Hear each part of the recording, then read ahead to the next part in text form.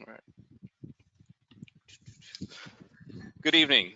Today we will call to order the Boynton Beach Community Redevelopment Agency's meeting today, Tuesday, May 12th, 2020 at 5:32 p.m. John McNally will give a brief introduction. Hello and welcome. I'll be providing assistance during today's meeting. Before we start, I'd like to review a few housekeeping items so the public audience knows how to participate. Your microphones have been muted to reduce background noise during this public meeting.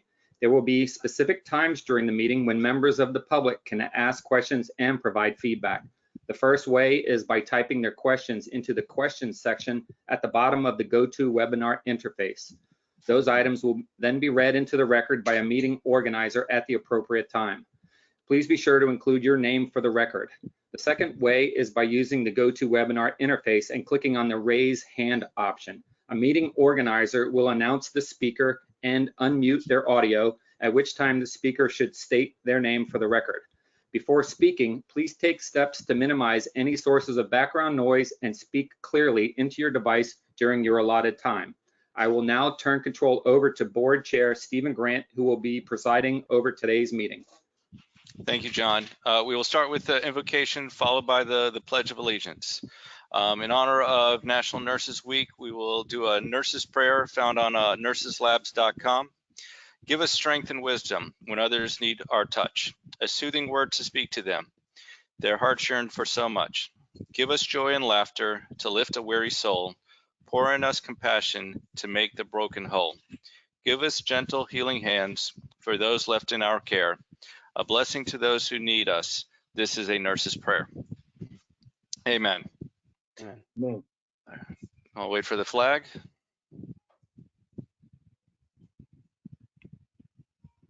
John? All right. John, do you got the flag? Yes, just a second. Sorry about that. No worries. All right. Hand over your heart. I pledge allegiance to the flag of the United States of America and to the republic for which it stands, one nation, under God, indivisible, with liberty and justice for all. All right. Thank you. May I have any additions, deletions, or corrections to the agenda? I was told that item 15E is no longer valid. I'd like that removed. Is there anything else to be added? Seeing none, may I have a motion to approve as amended? Move. Do I have a second? Second. Thank you. All those in favor state so by saying aye. Aye. Aye. All those opposed? Hearing none, motion passes unanimously. And Mayor Grant, if I may just interject real quickly to show that Woodrow Hay shows up as Mike Simon on the video because of a last-minute technical issue. So they are not both the same person. They are Woodrow Hay and Mike Simon. And thank you. I will also need a roll call, please. Chairman Stephen Grant. Present. Vice Chair Ty Pensurga. Here. Board Member Romulus. Present. Board Member Hay. Here. Board Member Katz. Here. We have a quorum. Thank you. Tara, is there anything from legal regarding any new statutes that we would have to worry about? Nope, everything from an emergency order standpoint that's permitting us to move forward with these electronic meetings has been extended at least through May, probably through June, so nothing new to report. All right, thank you so much. Moving on for informational items and disclosure by board members and CRA staff. Commissioner Katz, would you like to begin? Nothing at this time, thank you. All right, Commissioner Hay? No disclosures. None. No disclosure. All right, Commissioner Board Member Romulus? Nothing to disclose, Mayor. All right, and Vice Chair Pensurga? Nothing to disclose. And I do not have anything disclosed either. So moving on to announcements and awards. I think this is the first time we do not have any. So I can understand why. So information only. anything that we would like to discuss regarding the public comment log or public relations articles associated with the CRA? For me, I just want to thank Tracy and all the CRA staff for working hard remotely. We got great press coverage of what we're doing here in the community, and so I'd like to give my kudos to them. Thank you. All right. Hearing none, we are going to move on to public comments. Individual speakers will be limited to 3-minute presentations. Please state your name and address for the record. And I guess, John, at this time, will we give our attendees the option to raise their hand or ask a question? That has been enabled. Yes, it has. Okay, so anybody who would like to ask a question or raise their hand and speak, we will give it a good 15 seconds.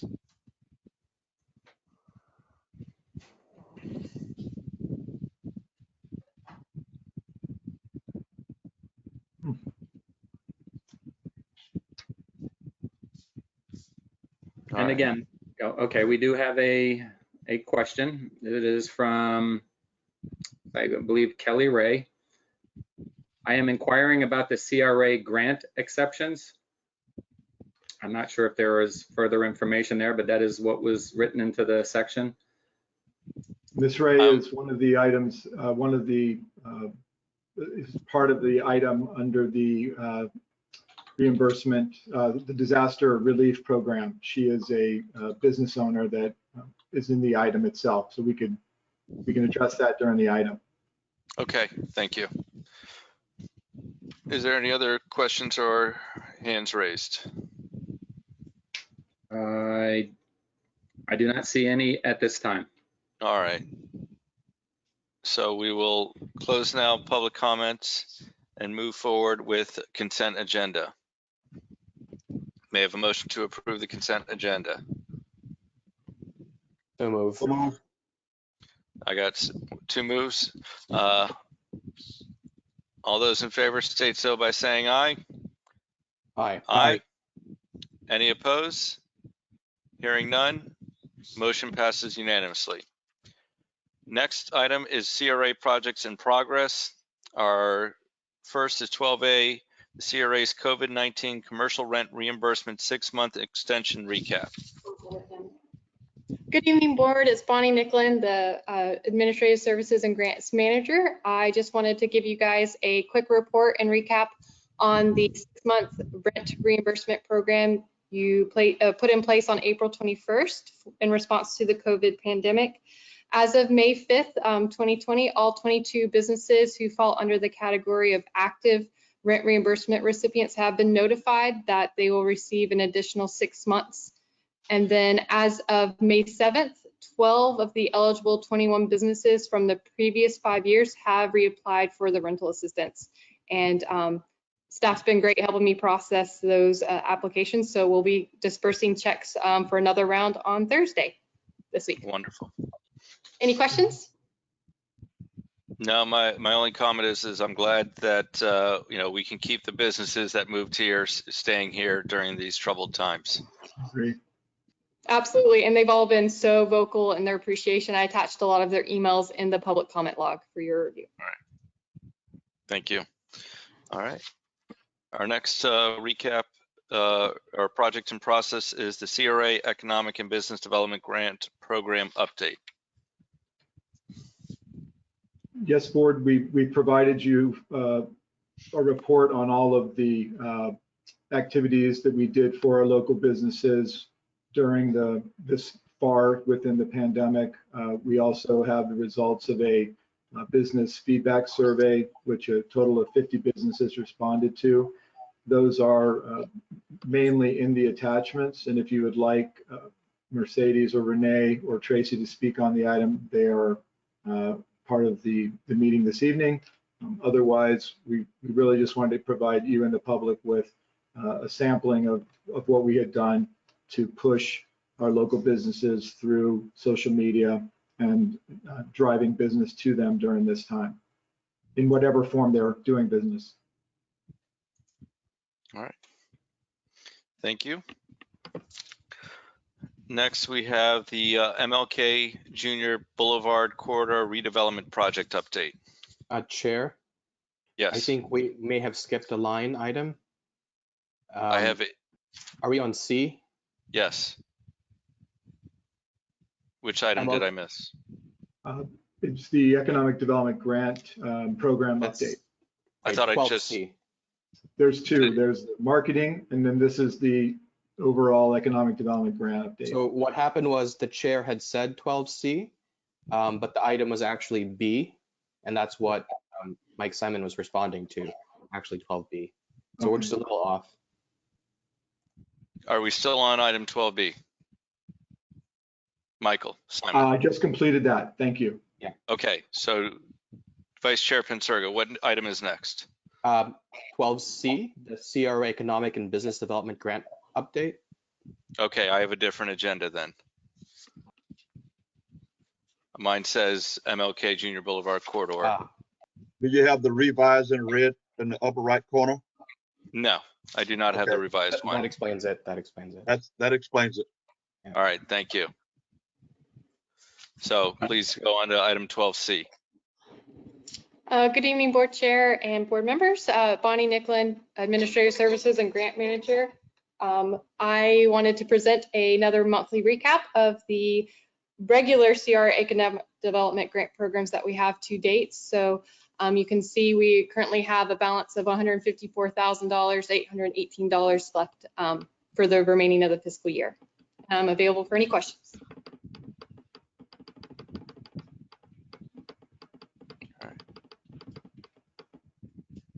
Any questions from the board? Seeing none, moving on to item 12D, MLK Junior Boulevard Corridor. Yes, Board. Michael Simon, Executive Director, again for the record. This is a update on our MLK Boulevard redevelopment project.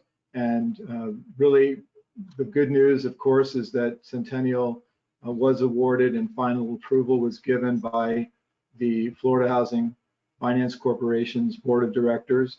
So they are in full funding award for the project on Martin Luther King Jr. Boulevard. I think this is, it's beyond wonderful. I just can't believe that we've gotten the last two of our applications approved. On May 6th, we met with the staff of Centennial Management Corporation to go over a preliminary site plan that they had sent to the city for comments. And we pulled that back in order to have an opportunity to go over the site plan with their staff before the item was brought to the city in any kind of detail. The other items that were raised during that meeting were to remind them of obligations that they had under the contractual agreement with the CRA, which was and is on the agenda cover, mainly the reporting and the discussion of their funding recap now that they have secured funding, how that funding from Florida Housing is going to be spent. And then the section 20, which is to begin some type of discussion or recognition, at least, that discussion has to occur on the commercial funding for the north parcel on the north side of Martin Luther King Jr. Boulevard, where the commercial component is going to be built. So those three items were provided in reminder to Centennial, and links to the meeting this evening were provided. I don't see their name in the attendees list. Unless John has something new and they are here, that's really the update for you. All right. My big concern is that one parcel that's in the middle that I don't believe they were able to purchase. Is the property owner there unwilling to sell? At the time that they applied for the 9% low-income housing tax credit program funding, they had not secured a contract with the property owner. And okay. During that protest period, they did not want to engage in any other activities to draw some kind of conflict to their application. So in our discussion on May 6th, We kind of brought the item up again as a team and suggested or recommended that they reach out to the owner of that parcel now that it's all done and funding is in place to try to rekindle those negotiations. I think it was a matter of price, board chair. I think the seller, the owner of the property is a willing seller. At what price, I'm not sure it is now, but they might possibly be able to reach an agreement now that there is 100% of the fundings in place. All right. So we'll help out if we can. So what I would not like to see is that there be something like a $25, $50, $100,000 difference between our developer and the property owner. And so I know that we have over $1 million in our MLK corridor line item project fund. I kind of would like to request this board if they would consider assisting the developer in the purchase of that property so that we do not have a good project, but we have a great project. Having that in the middle of it, it's a little bit different than the commercial with MLK Quick Stop. And I think that this is right in the middle of a parking lot. It is only going to, I think, create more problems. And so I'll request a motion for whatever number you think is reasonable out of the $1 million that we have in this light item to help the developer purchase this property. Board Chair, Yeah. has the property been appraised? Do we know what that is? Yes, we do have, the property was appraised. And if Teresa's on the line, she may remember the number more exactly. But we don't have to. I just want to know. Appraised. Yes, sir. I can get that from you later. Yes, sir. So that we don't jeopardize our negotiation here. Very good. All right. But the question is that Tara, I do believe that we would need to give the staff direction in order to help fund the purchase of this property. I think you can give them direction, get a motion to support staff, letting Centennial know that the CRA would be interested in supporting them. If you didn't want to disclose a upper figure for the purposes that Board Member Hay said, I don't think that would be necessary at this point. They could go begin the negotiations, and when a dollar amount was requested, then you could vote on it, which may put you in a better negotiation position. Board Right. Chair, Yeah. under those terms, I'll go ahead and make that motion that Thank we do you. assist Do I CRA. have- I will second Right. that motion. I appreciate it. Is there any further discussion from the board? Seeing none? Yes, I would like to ask one question. Yeah.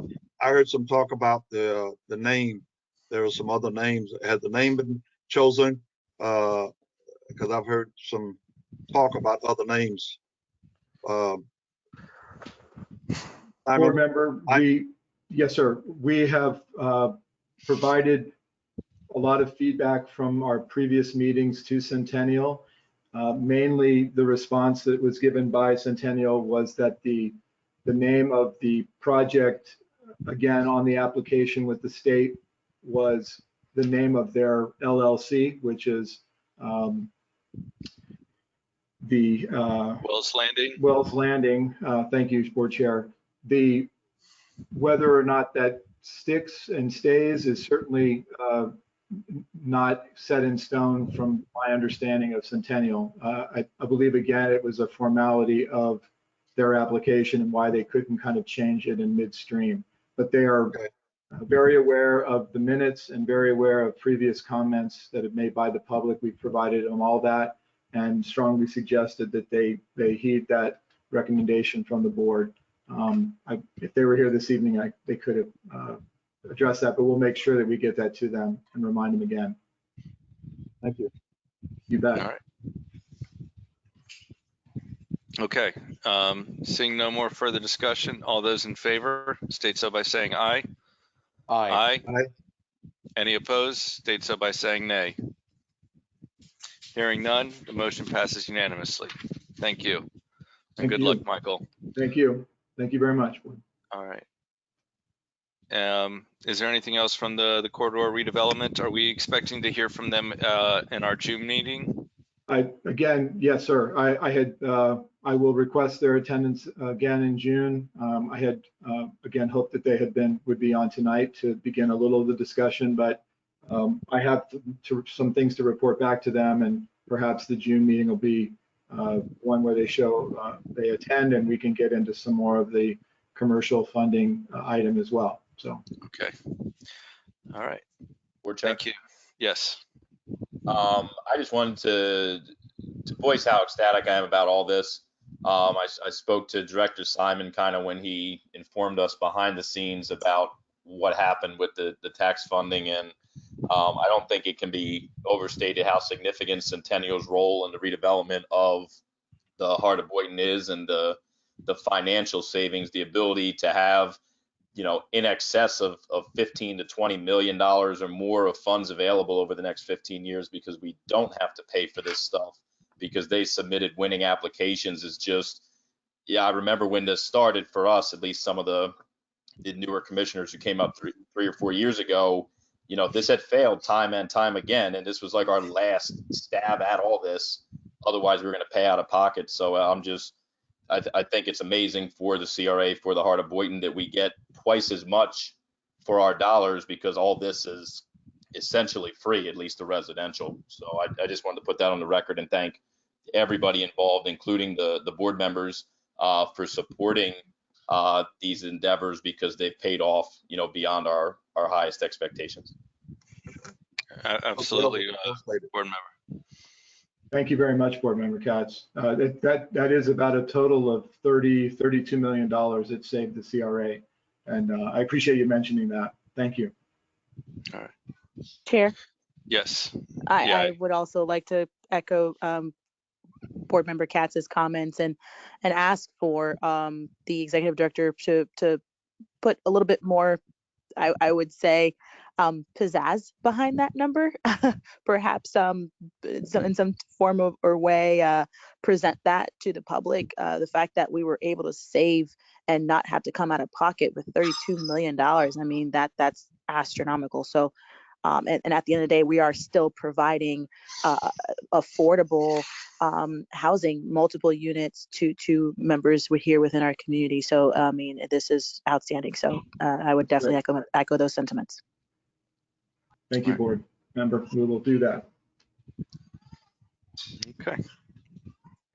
Is there any other comments from the board regarding item 12D? Seeing none, we're moving on to 12E, Ocean Breeze East Apartment Project Update. Yes, Board. This is again just a monthly update from CRA staff with images in your attachments. I believe it is attachment, John, it should be aerial picture, be some pictures in your attachment, progress photos.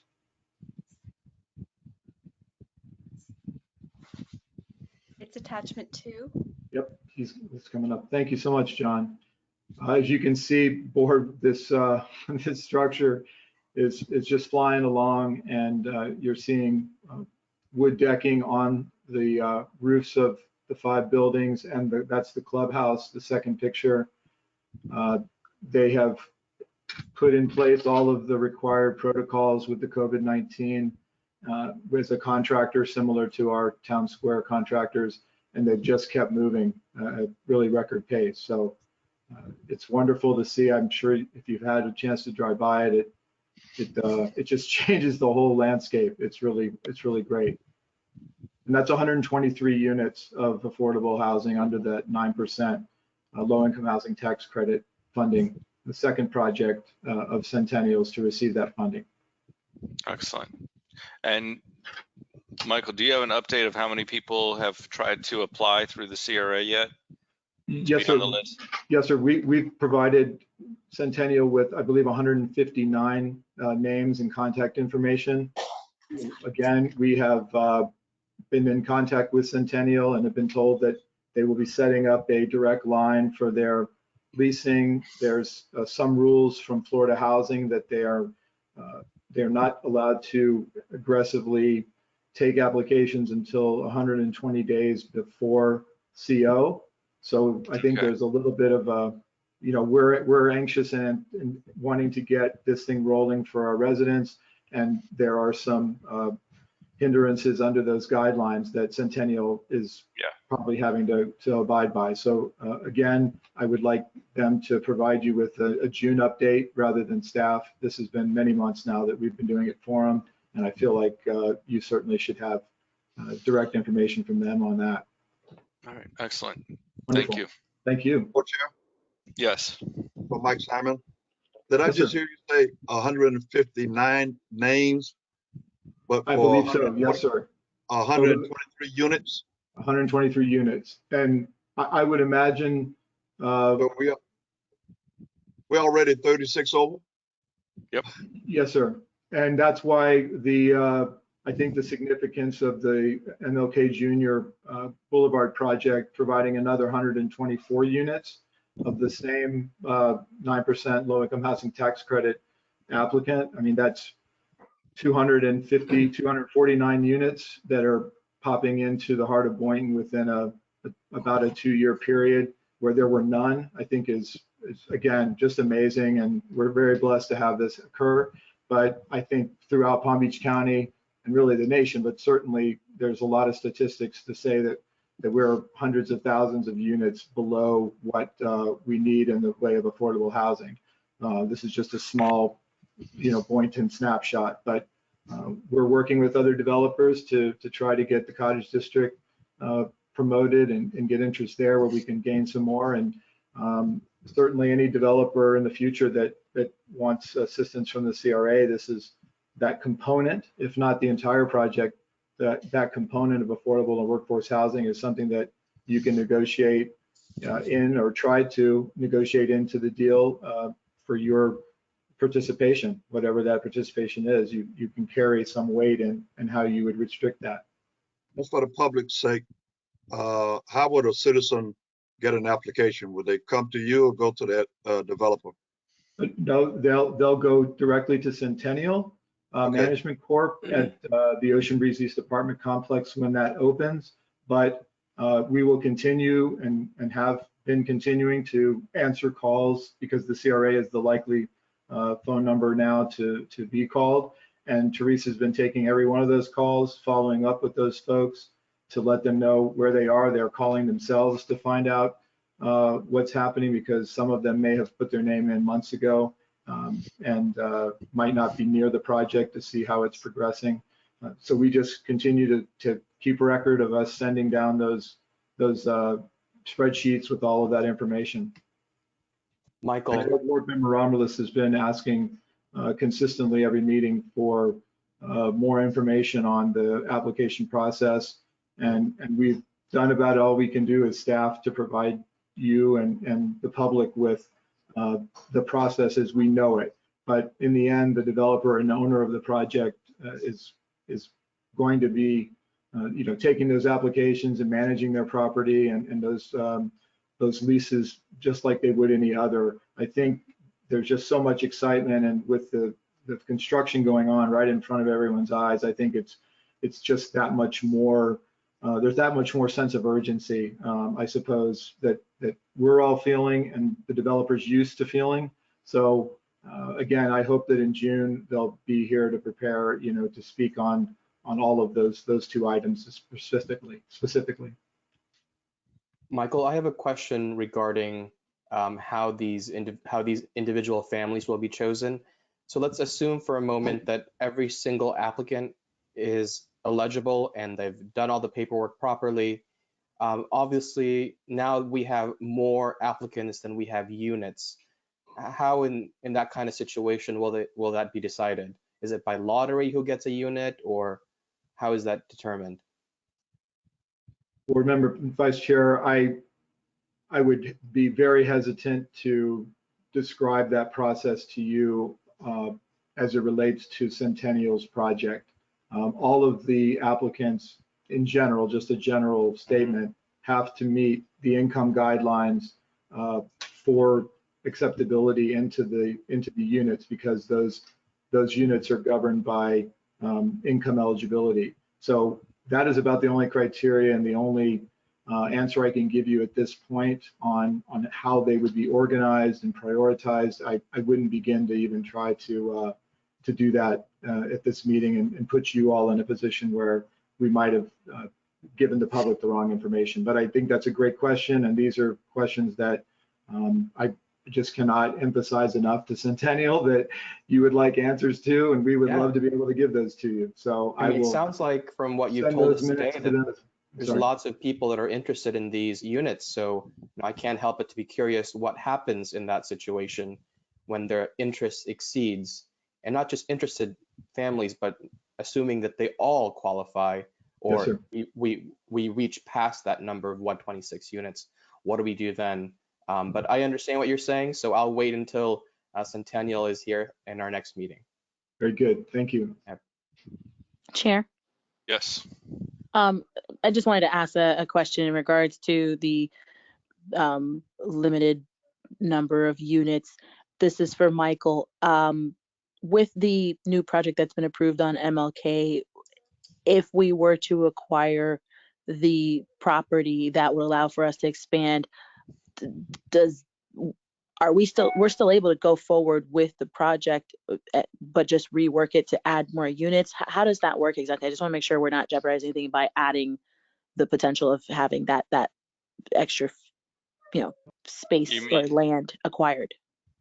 Sure. Yes, Board Member Romulus. The discussion that we've had all along during the pre-contract stage and during the application and just the other day was that in the contract with Centennial for the Martin Luther King Jr. Boulevard project, I believe it's section 19 or 20, you as a board, and they agreed to come back to you with their kind of funding scenario after receiving confirmation of a funding award to discuss the project and whether or not there would be items that the CRA board would like to see added to the project or enhanced with the project that the CRA would be willing to contribute to, or the developer. The funding that was sent to Tallahassee and has been approved is to build 124 units in generally the way that their application showed the site plan. But not exactly, because we know that's not an approved site plan, but the key was 124 units of affordable rental housing. The meeting we had on the 6th of May with Centennial was, okay, now that you have that, how can we add even 5, 10, 15 more items to this project, and what's involved in that? What cost is that without slowing up your requirements under Florida Housing, for time and delivery? Is it a simple addition of a couple units in the same footprint? Would we provide those units, additional units above the commercial on the north side? Let's say they could get all 124 on the south side in this first phase.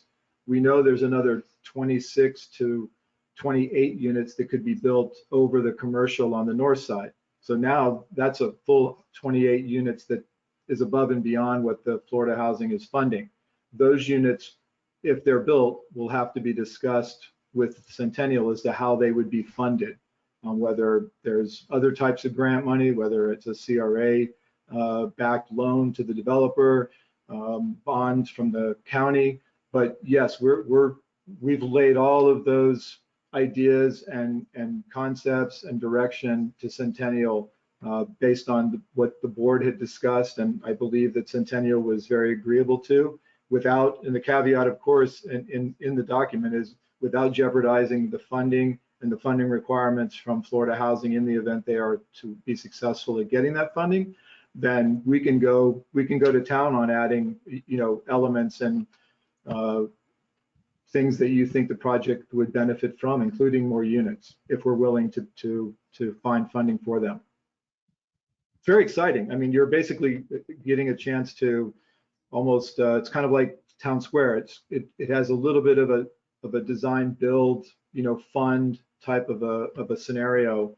Now that I guess the protest and the application is beyond Centennial, and they're comfortable knowing they have the funding, as long as they can stay on their development timelines under the rules of Florida Housing, They have at least verbalized their willingness to explore just about, any way we can get more units. Thank you for the clarification, Michael. So just to make sure I understood properly, you're saying that they've been approved for the 124, and if anything else outside of that would probably have to be funded by us. Did I hear that properly? Yes, ma'am. Us, the developer, or some other third-party funding that might be a combination of a mortgage by the developer or some type of bond through the county, bond funding, affordable housing fund, something we would exhaust every possibility to save CRA funding. But yes, there's a potential that we would be building those units if there were extras.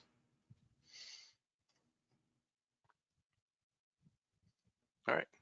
Is there any other comments from the board regarding this item? Seeing none, moving on to item 12F, model block project update. Yes, hi, good evening, Chair and board members. Twee Shutt for the record, Assistant Director. This is an update for the board regarding the model block project. As you recall, there are 10 units to be under construction right now south of Northwest 11th Avenue. If John could upload attachment 1, it shows the construction progress. 5 of those units have been transferred to Habitat for Humanity, and the other 5 has been transferred to the CDC of Boynton Beach. The associated address, the first 3 units are the Habitat homes. As you can see, they're dried in. They're working on the exterior finishes, and the latter pictures are the CDC pictures. So there's 5 total that has the roof, and it's been dried in, meaning the walls are done, the windows are in, and the roof is installed. And the remaining projects, there's some building pads that's been, compacted, and the next step will probably be, those remaining units or remaining lots. And if there's any other questions, I'm here. Thank you, Twee. I guess my only question, Twee, is that if anyone would like to purchase those homes, they need to contact the Habitat for Humanity or the CDC? Yes, sir. Yes. All right. Okay. And do we have that information on our website or a way that the public knows where to go to contact them? We can put that information in for you. All right. On the website. Yes. All right. Thank you so much. Okay. All right. Is there any other Okay. comments from the board?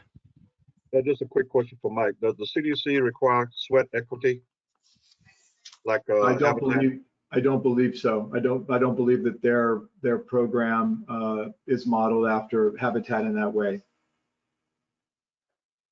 They go through a home buyer workshop, and there's obviously other kinds of home buyer preparation, but not sweat equity. Thank you. Thank you. All right. Thank you. Thank you. Any other comments from the board? Seeing none, we're moving on to item 12G, Neighborhood Officer Program Second Quarter Report. I did see that Sergeant Deal was an attendee. Unmuting him now. So Sergeant Deal, is there anything you'd like to say regarding this item? Going once, going twice. All right. So is there any questions from the board regarding this item?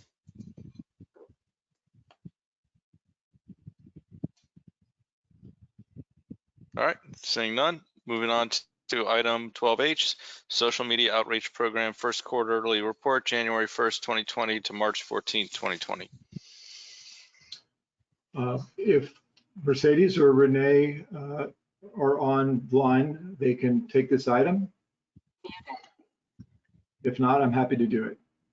I have unmuted Renee Roberts, and if you like, I can unmute Renee or Mercedes as well. Thank Yes. you. Thank you, John. Both unmuted. Thank Yes, you. Renee Roberts here. And this report was pretty much just an update on what was covered before the whole COVID-19 outbreak, and I just wondered if you had any questions regarding the item. All right. Any questions from the board? Seeing none. Moving on to old business.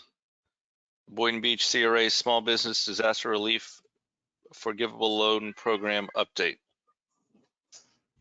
Good evening, board. Oh, sorry. No, that's great. I was just going to introduce you. Go ahead, Bonnie. Good evening, board members. It's Bonnie Nicklin with the CRA Administrative Services and Grant Manager. As the board approved on April 21st, the Small Business Disaster Relief Forgivable Loan Program in response to the COVID-19 pandemic. We published the grant live on Wednesday evening, and within 36 hours of publishing the application, we received over 91 program applications. By noon on Monday, April 27th, the BBCRA had received a total of 100 applications, and that is when we put a notice of temporarily suspending application intake, just so staff could start processing the ones we had received. As of April 30th, 45 applications were processed and loan checks were dispersed. And then on May 5th, we approved an additional 4 applications. So we've nearly depleted the $500,000 budget that the board approved for this. Of the 101 applications received, 18 applications were denied. Of those, 15 applications applications were denied based on business locations being outside the CRA boundaries. Mm-hmm. We had a few that were ineligible based on business use, and I've provided information in the agenda cover. One was partial application was received from Soul Oasis located at 408 East Ocean Avenue. And by definition on their city to business tax receipt, it is considered a massage establishment and therefore considered ineligible based on the program guidelines that the board approved in the application. We also received a request from Your CBD store located at 1600 North Federal Highway. In the current program, vapor, cigarette, and e-cigarette stores are considered ineligible businesses. And as staff, we consulted with our legal team and confirmed that CBD stores fall into a similar category of ineligibility. Both requests, the CRA has authority to amend this program. However, until that time, staff operated under current guidelines, and I believe there are a few from the businesses that are wanting to speak under public comment. And the CRA currently has 31 eligible loan applications considered in a pending. If the board chooses to reallocate additional funding, we'd be able to move forward with their applications. And I'm here for any questions. Okay, before we ask any questions, John, can you open it up for public comments on this item? Okay. So if somebody has a question or wants to raise their hand to speak. And I also have that item to read in, board chair, whenever you're ready to. All right, so once the folks alive are done. So we'll ask Executive Director Simon to read the comment first, and then I'll open it up to the board if there's any questions, and then we can have anybody who would like to say anything raise their hand or ask a question. So, Mike, would you like to begin? Yes, sir. Very good. This is a email sent to myself and to Bonnie Nicklin from Taylor Adair, who is the owner of Alchemy Salon in East Boynton. The email reads as follows. My name is Taylor. I am the owner of Alchemy Salon in East Boynton. This comment is to request more funding for the CRA Small Business Forgivable Loan Program. I'm a business owner who saves for emergencies. I have been able to suspend my business over the last 7 weeks of being closed, but in doing so, I have depleted all of my savings. There is a huge demand in the community with our reopening. The depleted savings would have supported the necessary inventory purchases, rehiring and hiring of new stylists to meet these demands. We will also experience an unexpected loss in providing an environment that protects the health and safety of each guest and employee. It is going to take a significant amount of time to rebuild my business. The measurable and impressive growth that I had experienced in the second year of business has been severely impacted by the recent closures. This additional funding would be instrumental in supporting our development and continued growth as a small business in this community. Thank you for your consideration and support. Thank you again for all you guys do for us. Taylor Adair. All right, thank you. Thank you. Board Chair Grant, there is a hand raised by Kelly Ray, and I have sent the request to unmute their microphone. Okay, Kelly, you're available to speak. All right, hello, Kelly. Please state your name and address for the record. Hi, good evening. My name is Kelly Ray, and I am the owner of the Soul Oasis Healing Arts Center at 408 East Ocean Avenue. I thought I submitted and I dropped off all of my paperwork, a complete application, but Bonnie mentioned that it may not be complete.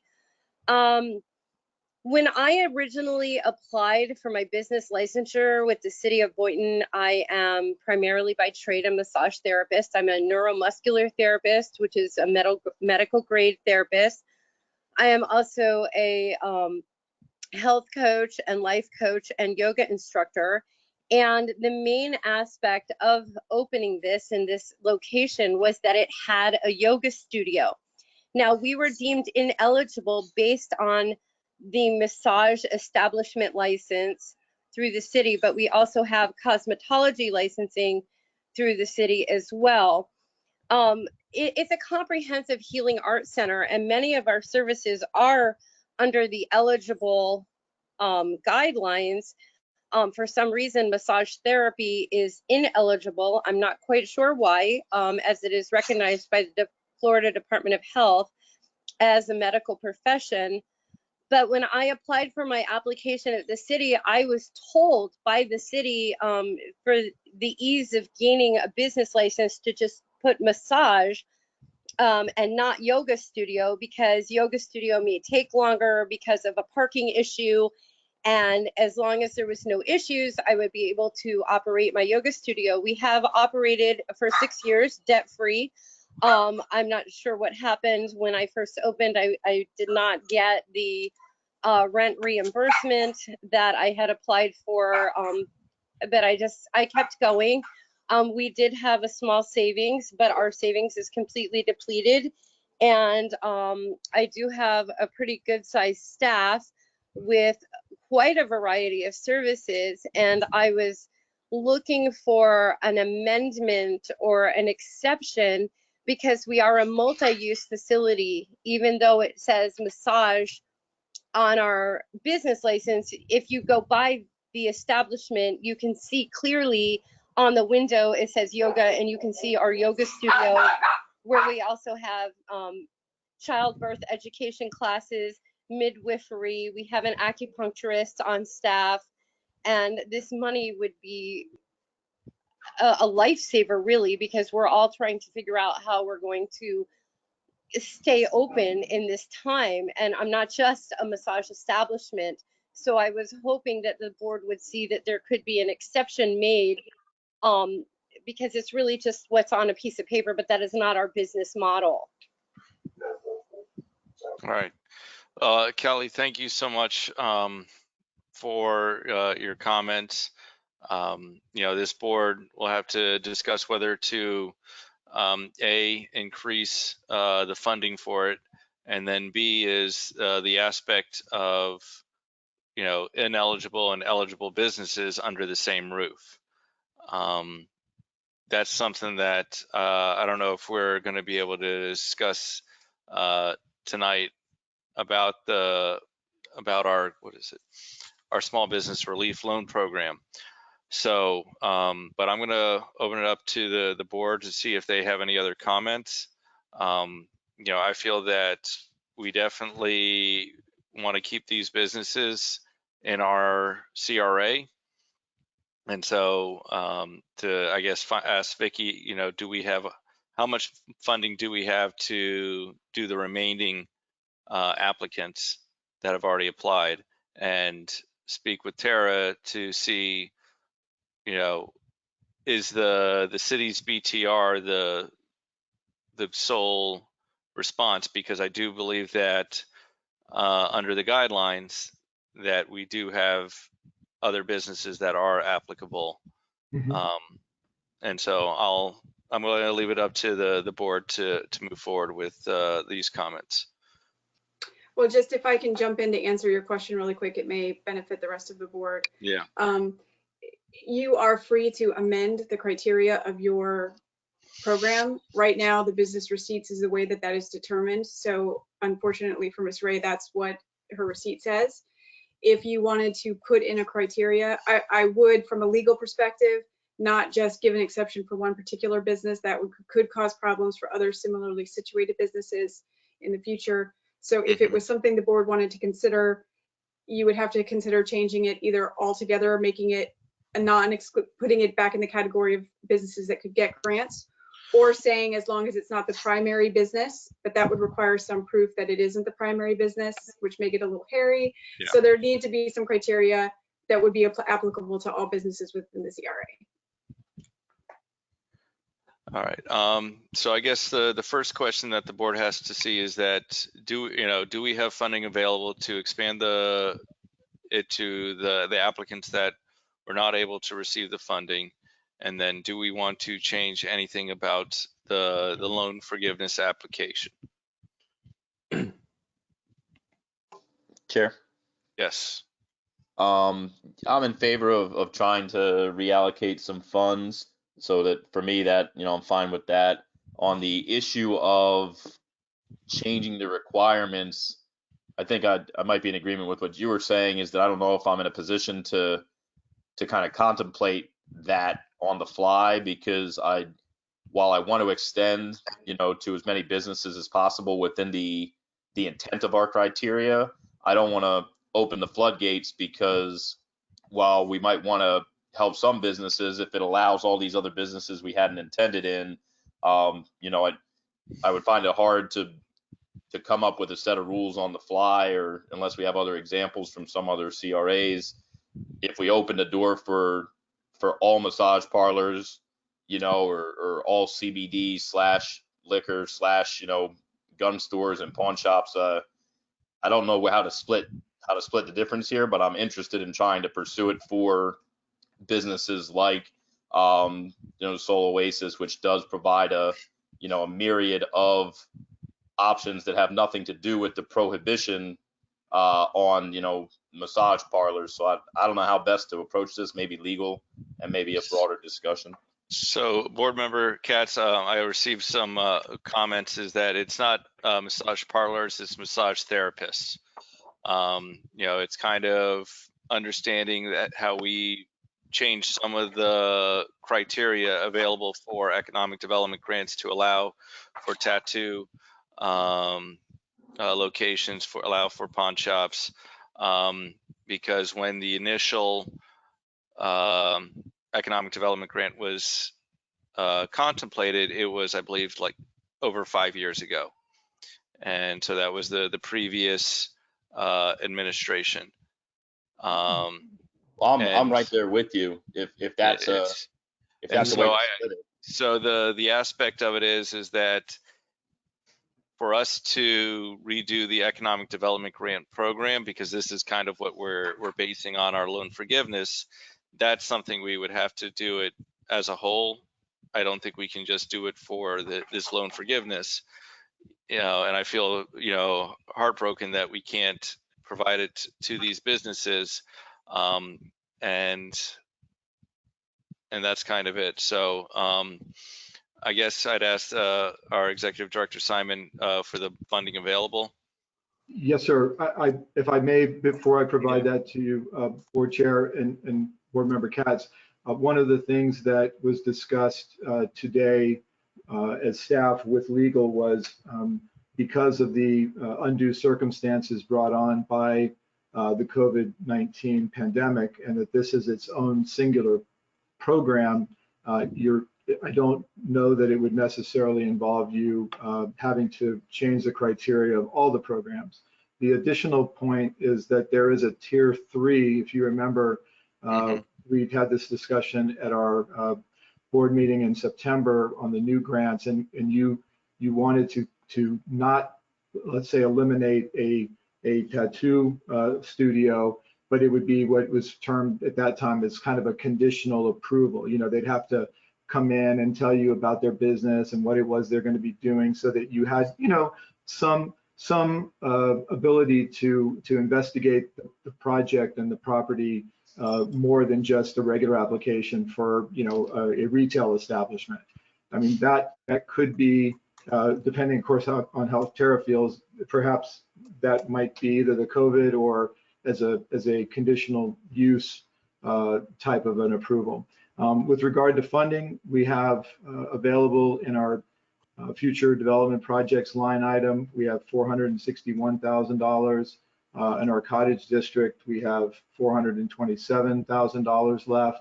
And we are, as you know, getting ready to begin budget discussions for next year, which we could replenish either of those or you know, not have to worry about if you took it from future redevelopment projects, which is kind of a nebulous item.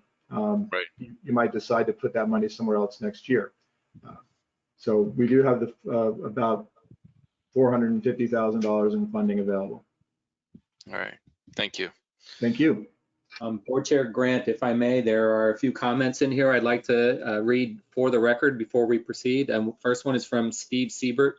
Steve Siebert, Architecture, 466 North Federal Highway. He mentions no need for him to talk, just wanted to state that increasing the fund would be a huge benefit to us. And then the second one is from Kelly Ray, who was the unmuted microphone a few minutes ago. 3 different comments. I also was not aware that you could reapply for rent assistance. Is there a way to reapply for rental assistance? Is the first question, or the first statement. Second one is massage parlors are illegal. And then the third one is massage establishments are medically governed. Parlors insinuates sex trade. And those are the comments or questions posted onto the portal.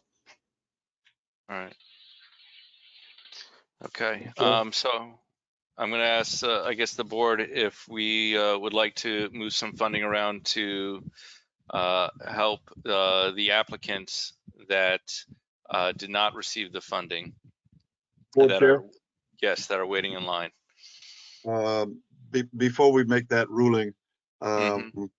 I would like to hear the comments from Executive Director Mike Simon on this particular item. I've been approached by several religious leaders and pastors about the fact that I know it's for nonprofit, but they said that and a couple of years ago, we gave to Habitat for Humanity $40,000. We gave to Community Care Center $57,681.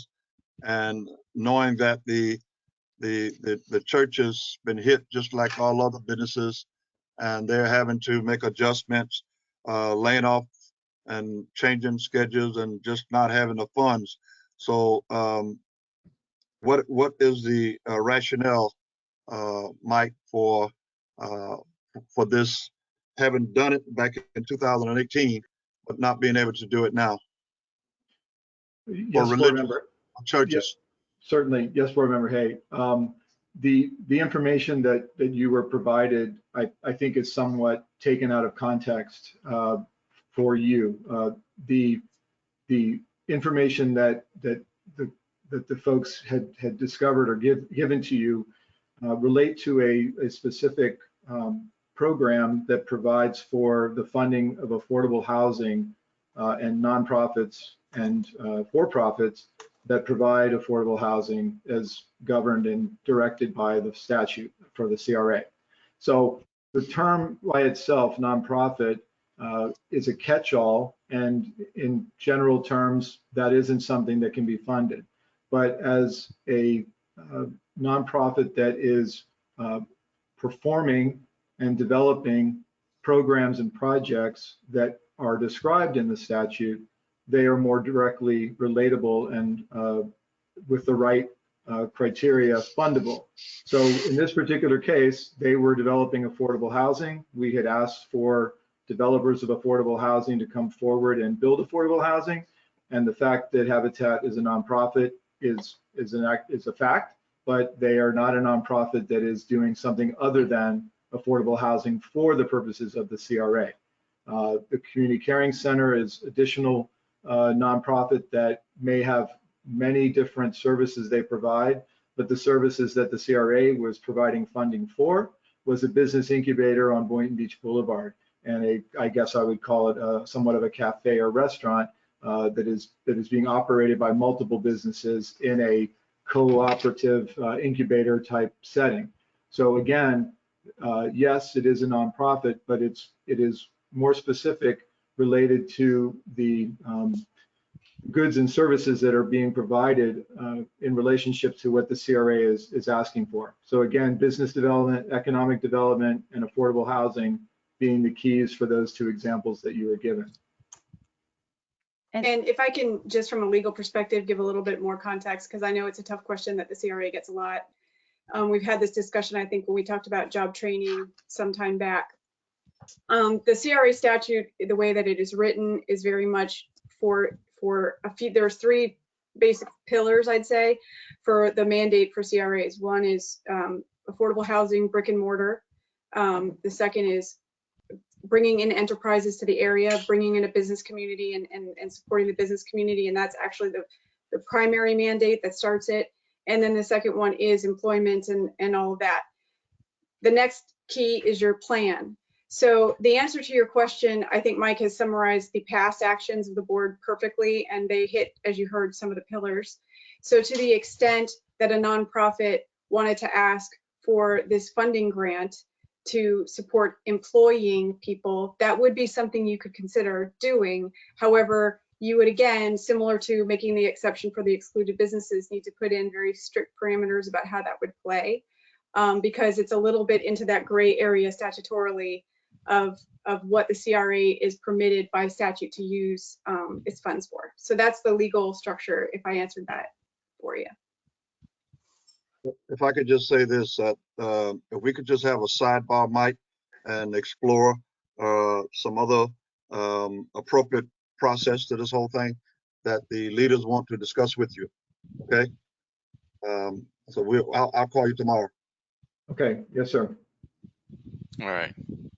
Chair, Yes. I just wanted to express my support for your proposal to increase funding. I think if we're able to if we could just make it a solid 500,000 if possible, I would be in favor of supporting another $500,000 into the program. This way we support the applicants that's already in the line, and then this way we can accept additional applicants as well. But in addition to saying that, I did have a question for staff. I'm looking at the program description, the application that they would pick up, and it describes ineligible businesses. And the criteria here, just, because it's bullet pointed, and so I just wanted to understand a little bit more. What it says here in the bullet point is massage/personal services. And I just wanted to know, what were the considerations besides the BTR? Was it just the BTR in determining that? Because the way that Ms. Ray described it, that she had a storefront, and so and her primary business was also yoga and some other things. But if she has a storefront, I kind of interpreted this bullet point differently as not a personal service. It seems to be catering. It's a public service. So I'm just having a hard time understanding massage/personal services. If somebody could just explain that to me a little bit better. I mean, I have no problem doing that, Board Member Pinsurga. The criteria that is written, as you said, is massage and personal services. The main point for you to understand as staff, we felt that we were not in a position to determine on our own, without your approval, whether or not Soloasis was a massage/yoga/ all the other things she mentioned. Life coaching could be considered a personal service of some kind or therapy service, but now you're into us trying to interpret that. And really the reason, as is the Tier 3 auto service facility before you tonight is to give you the opportunity, as opposed to myself taking that authority, and you, regardless of even my opinion of it, the board has the authority and not myself to make that change to the actual program.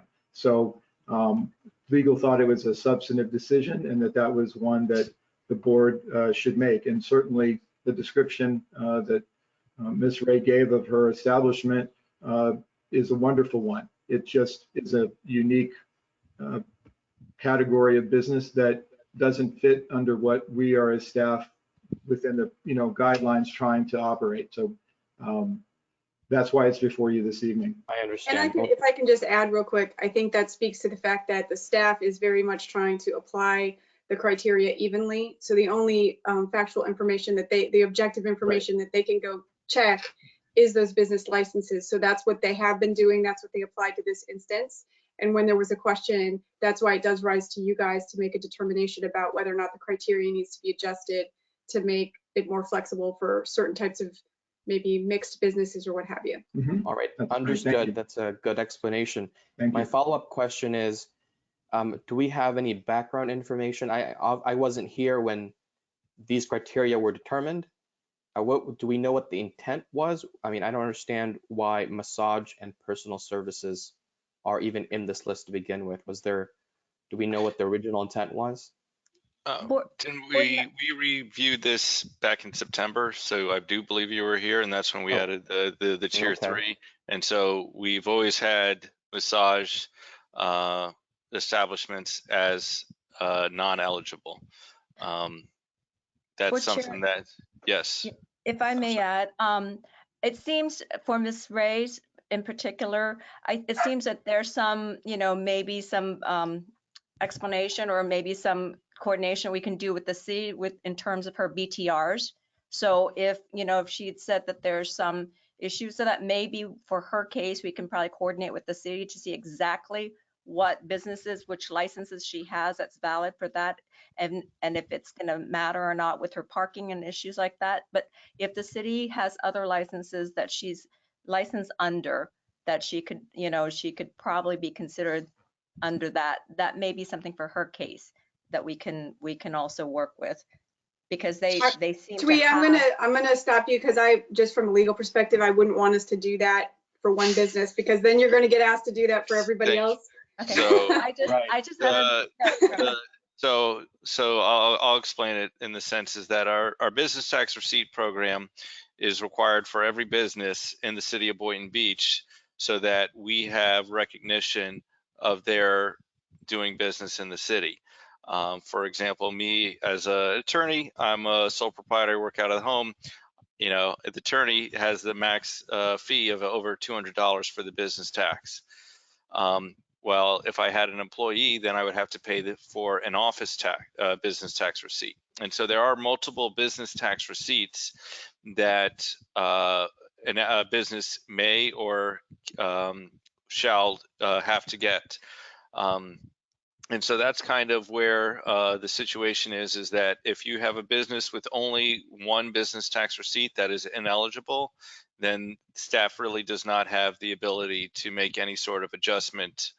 And that's kind of where the applicant has to have that qualified business tax receipt unless we change our and so that's kind of where I'm not in the position to change our program totally. We did give information for any applicant that may have an ineligible BTR that they would need to get an eligible BTR for any of our economic development grants. So this is not just for the loan forgiveness. And so that's kind of where we've had, the information that we've had has been the same. And so this is why we were able to give so much money so quickly, is because we were basing it on our established economic development grants. And it's heartbreaking that the businesses that didn't need it before didn't realize that they were ineligible, and now that they do need it, they are ineligible. And so that's something that we would have to look into the future. I do appreciate you providing another $500,000 I would also request that I haven't seen the cottage district on our agenda. I don't see it on our future agenda. So any additional funding from needed to that $500,000 to be taken from there. Absolutely. Yes. All right. And so I'll also ask the board, is there any other comments, or may I have a second on the motion? I'll second that. All right. And before we move on, board, after Yeah. you approve the funding or not funding, we also need a determination on the approval of the tier 3 applications for auto service facilities, which in our grant, they are just something that has to go before you and not can be approved by staff. So the facilities are like Bruno's Auto Repair on Boynton Beach Boulevard. They were eligible for our commercial facade grant, but not our rent reimbursement program. Right. So we were caught between the two. But they have, and they are eligible for facade improvements, and we recognize them as a business under that program. But for whatever reason, it's not under the rent. So again, we just wanted to ask for your direction on that. Okay. wrap that So into the- I'd like to finish the motion, and then we'll give you Very good. direction Yes, sir. on. So we have that motion. We have a second. Is there any further discussion on the additional $500,000 funded from our cottage district and the Future redevelopment. future redevelopment? Thank you. Yes, sir. Yes, sir. I would like to ask one question. Yeah.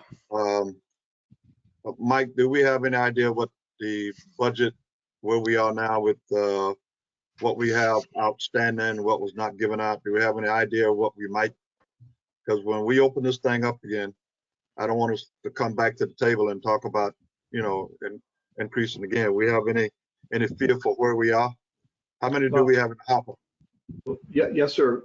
That the money that you, if approved, would be using would be the money that is available without any type of attachment or direct spending item under the cottage district project and future development projects.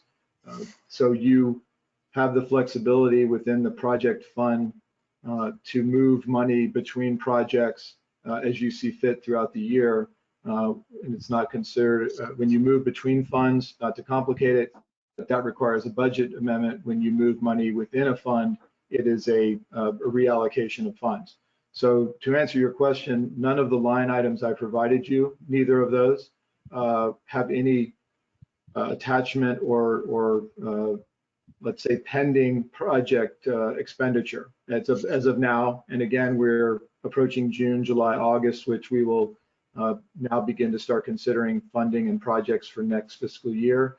I anticipate having somewhere between $2.5 and $3.5 million for you to reallocate amongst the projects that exist here or other projects that are being brought forward to you by the CRA staff. Thank you. Chair. Yes. I just wanted to ask, and this may seem obvious, but I want to make sure it's absolutely clear that if we move ahead with this, that the people that have already applied will keep their position in line and will not have to reset that timeline. Yes, sir. Okay. That is correct. That's how staff is operating as of today. Okay. Yes, sir. I just want to be clear for the public as well. All right. Perfect. All right. So we have a motion and a second. Is there any further discussion from the board? Hearing none. All those in favor state so by saying aye. Aye. Aye. Any opposed? State so by saying nay. Hearing none, the motion passes unanimously. Thank you. Thank you. All right. Moving And then on to just the one last remaining item is really just your approval to grant funding under the tier 3 category, which are listed in the commercial improvement grant project, which includes automotive services. And any tier 3 that would apply, we would bring back to you at the next board meeting as well. So any tier 3 business would always come before you for final approval unless you gave staff some other type of authority. So I would request the board that any tier 3 would be on a consent agenda, Very good. if that's okay That's a with good the idea. board. And we give staff that direction. So moved. I second that. All right, thank you. Thank All you. those- Thank you very much. All right, all those in favor, state so by saying aye. Aye. Any opposed? Hearing none, motion passes. Thank you. Thank you, board. All right, moving on to item 14B, consideration approval of system audit reports and payment release to Hart Seabourn Cove LLC for the properties known as Seabourn Cove Phase 1 and Phase 2. Yes, board, again, the item before you is to approve the release of tax increment financing funding to Seabourn Cove, also known as Gulfstream Gardens. These are for their Phase 1 and Phase 2 residential rental developments on South Federal Highway. Phase 1 is in the 7th year out of 10 years of payments, and Phase 2 is in the 6th year of 10 consecutive payments under their DIFA, which is the Deferred Incentive Funding Agreement. They have been, their information on their energy audit and criteria under the Green Building Code that they were required to meet were reviewed by city staff, Shane Kittendorf, the building official, and we received a letter from Shane that the audit report met all the criteria of the DIFA. So really, it's coming before you for approval to perform the reimbursement. All right. So I'll ask for a motion to approve. Motion to approve. Do I have a second? Second. Thank you. Any discussion from the board? Seeing none, all those in favor state so by saying aye. Aye. Aye. Any opposed? Hearing none, motion passes unanimously. Item 14C, consideration and discussion of terms for an RFP, RFQ, and letters of interest for the operations and management of the Historic Women's Club of Boynton Beach. And we still have the hand raise and question capability for anyone that would like to raise their hand or ask a question. Yes, Board Chair. This item has been on your agenda for the past several months as a discussion item, and also in anticipation of receiving a request from the city for you to entertain their option of taking over the management or ownership of the Women's Club, the Historic Women's Club of Boynton Beach from the CRA. And as would expect with all that has happened in the last couple of months, they were really swamped with having to deal with what is going on in the country right now in our area. So tonight we do have their presentation in the backup, and we have Colin Groff and Diane Benatelli on in the audience, who are willing to come up and provide you a presentation of their interest. All right. So, Board Chair Grant, this is Colin Groff, Assistant City Manager, City of Boynton Beach. Yeah. John's going to bring up a presentation real quick, but so what we want to do is present the city's ideas on how to manage the Women's Club and combine it with the senior center, not as a senior center, but combine it as a campus to make some improvements to better utilize the building.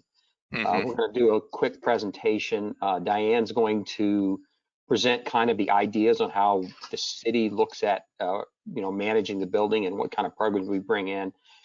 Casey Young is also on the phone if you have questions from Recreation. Then I'm going to finish up with some improvements that we would like to make and some financial information, just to kind of give you an idea. What we're looking for is if there's a consensus from the board, city staff will assume there would be consensus from the commission also. We would assume that. Assuming, yeah. Assuming, but then we could, we would better develop the plans to bring to you a little bit further plans. But I'm going to turn it over to Diane if she's unmuted and let her go through the first part of the presentation if she can. Colin, if I can interrupt, I'm sorry. Yep. I'm Can you gonna. state your name? Yes. Good evening, Chair and board members. Casey Young, Recreation and Parks Assistant Director. Yes. The Recreation and Parks Department is here to discuss the management of the Women's Club. Mm-hmm. This will provide the opportunity to convert the Boynton Beach Senior Center and the Women's Club into a recreation campus, increasing the recreation opportunities our department could provide to the community. Diane Valentini will provide details about the recreation programs the Women's Club has the potential to host. Along with increased recreation opportunities, the Women's Club also has the potential for additional revenue opportunities. The management of the Senior Center and Women's Club will provide parking, which is needed to accommodate events at both facilities. It provides a unique opportunity for a historical building to attract special events in a prime location. Another revenue source would come from added rental opportunities for weddings, birthday parties, and business conferences, just to name a few. John, can you move the slide for me? Next slide as well, I'm sorry.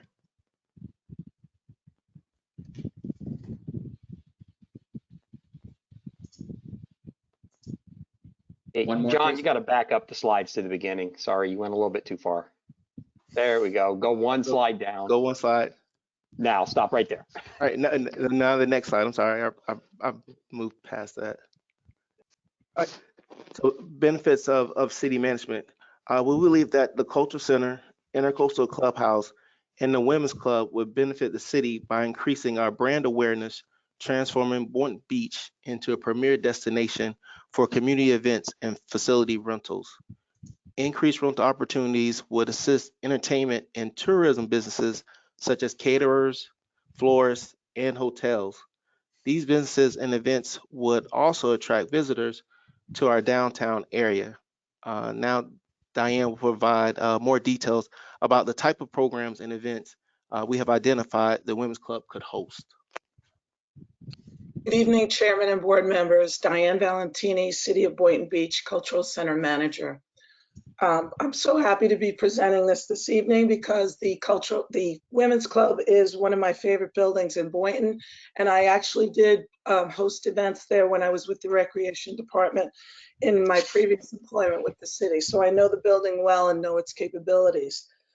Some of the programs that we're looking at, as Casey said, the first type is special events. We're hoping to do on a rotating basis monthly events like garage sales and trade shows such as bridal fairs, home improvement expos, and comic book swaps, to name a couple. And again, as Casey mentioned, the second thing would be to expand the senior center. This is our most growing population, and that building does stay very busy. So this would give us a chance to expand the programming that we could have for them for good physical and mental health and socialization. The third thing is the idea to have an artist incubator. So we would work in conjunction with the Art in Public Places program and bring in artists who could actually work in the facility. And also we could have a simulation of indoor art shows where they can display their art, they could sell their art, and they could talk about their art and interact with the public. So that's a growing phenomenon as well. There's Etsy and some of those online portals are able to help them sell their things, but it's really wonderful when people can actually see the artist creating it and also talk to them about it and why they created it. The fourth thing would be partnering with community organizations. And one of the types that we're looking at is the Surfing Florida Museum. And they would be a good partner with us, not only because of the surfing, excuse me, sorry, I apologize for my voice. I have allergies and this is the way it manifests itself, so I apologize for my voice. The Surf Museum has been in business for several years. They have experience with events and managing those. They also have an historic aspect as well as the surf, which is a really unique idea. And also they have the historical aspect as well. So it's several things in one. So that's just one example of the organizations that we can partner with. So moving on to projected revenues from these type of events and activities. Next slide, John. Next slide, John.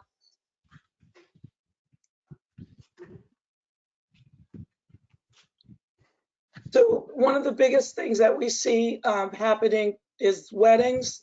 The Women's Club is an excellent backdrop for a wedding.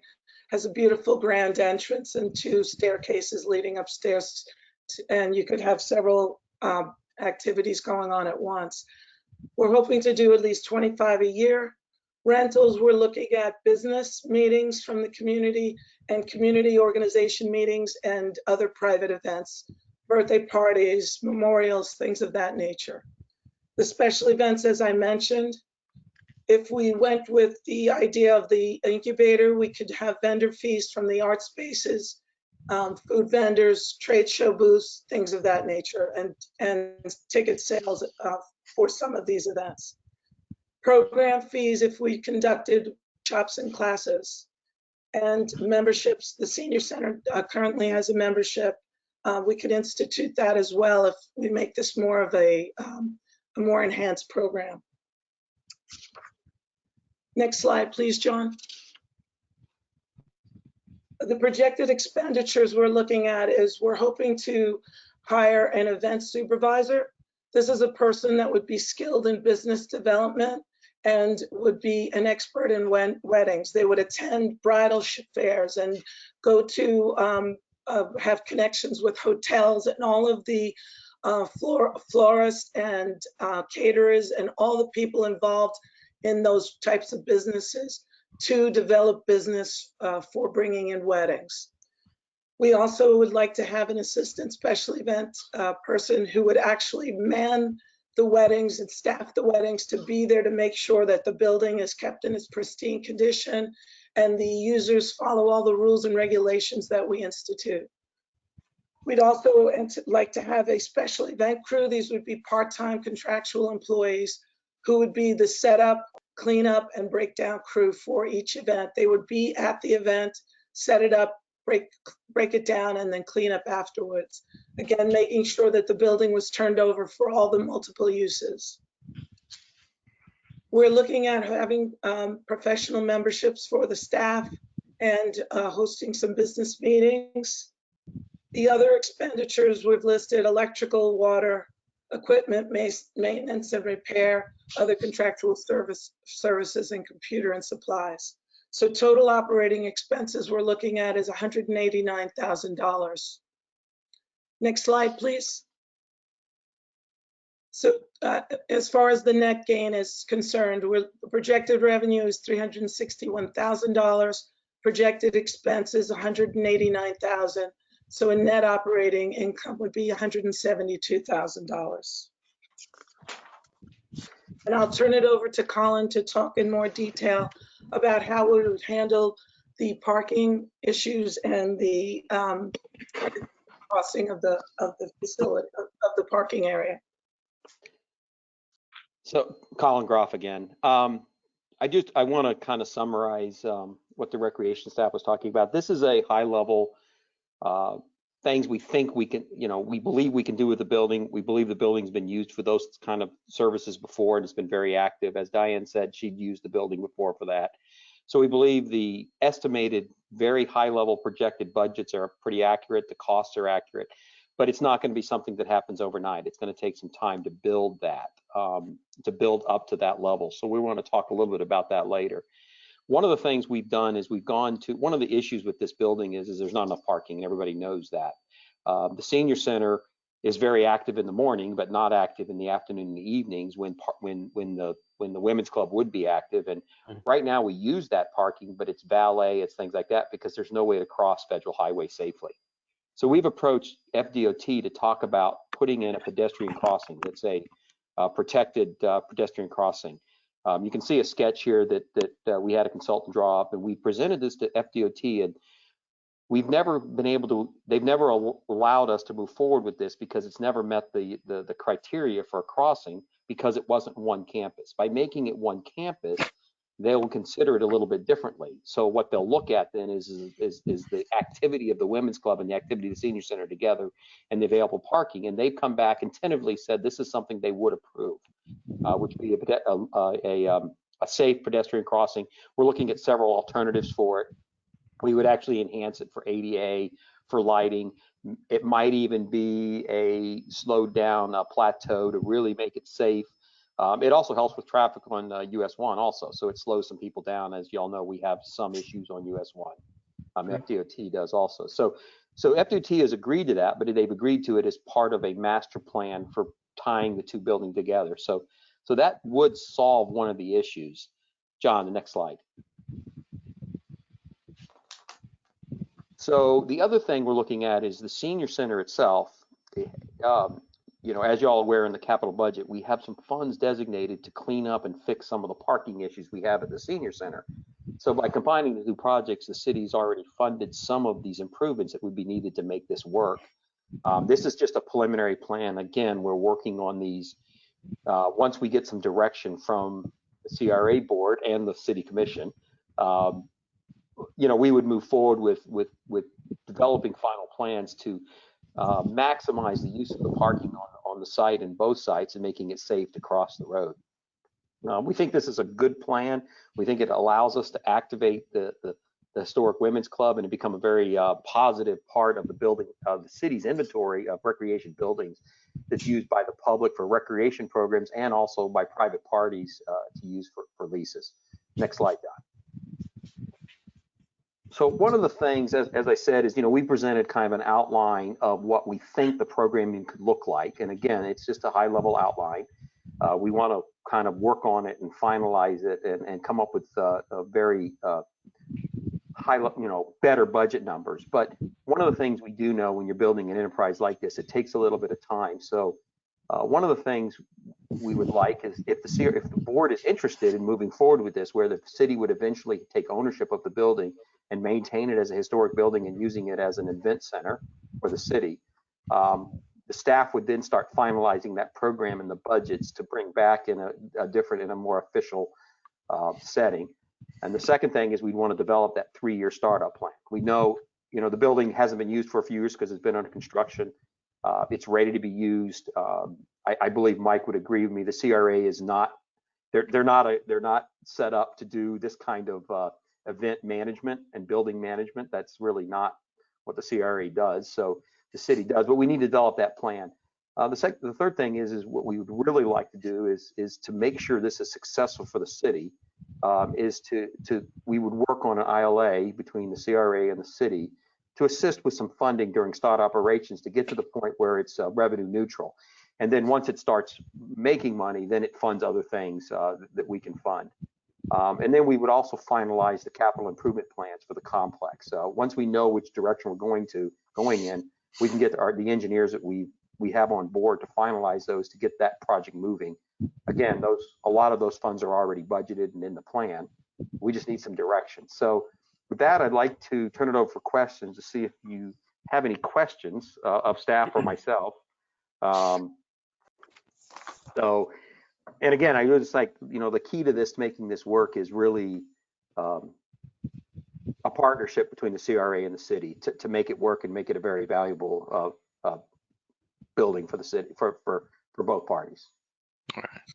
So my first question is for Tara regarding the city and the CRA dealing with this, almost having the city manage the property to be a joint venture. I know that there are certain statutes that prohibit the city and the CRA working too closely together. And so I just want your opinion on a letter of intent from the city. From a legal perspective, I think Colin captured it well in what he said at the very end, summarizing what they're looking to do. I think the transfer of the property to the city is the best course of action for the CRA, because of the nature of some of the things they want to do with the Women's Club fall more squarely within their directive than they do within the free enterprise business oriented nature of the CRA. But that doesn't prohibit the other things that were on that list, which would include an ILA and potential funding from the CRA to assist with the brick and mortar issues, the capital improvements, and to kind of deal with that aspect of it. So I think some transition plan of the ownership of the property to the city with a companion ILA to talk about whatever funding you may feel is appropriate to provide towards the project would be something completely within statute. But ultimately the ownership, I think, and I think Colin said that, should end up with the city rather than the CRA, because these types of, Parks and Rec, nonprofit fall more squarely within their mandate. Okay, thank you. You're welcome. All right, so does the board have any questions for our letter of intent?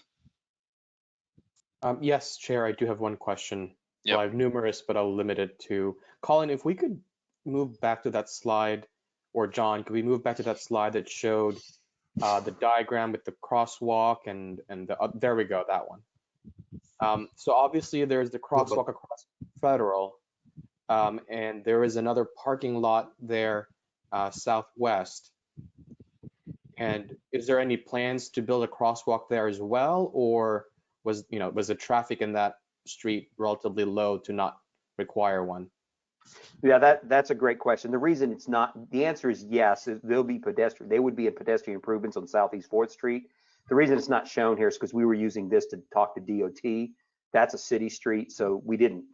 Yes, there will be improvements. We just didn't show it on here because it wasn't part of our discussion with DOT, if that makes sense. Yes, I understand. Well, great. That's good to hear. All right. Alan, question. Yes. Are those two buildings that parallel in real life? I'm trying to remember. Or is this a parking lot on the senior citizen, where they're connected? Yes, this is the actual, exactly how the buildings line up and exactly how the parking. You can see the aerial underneath the drawings.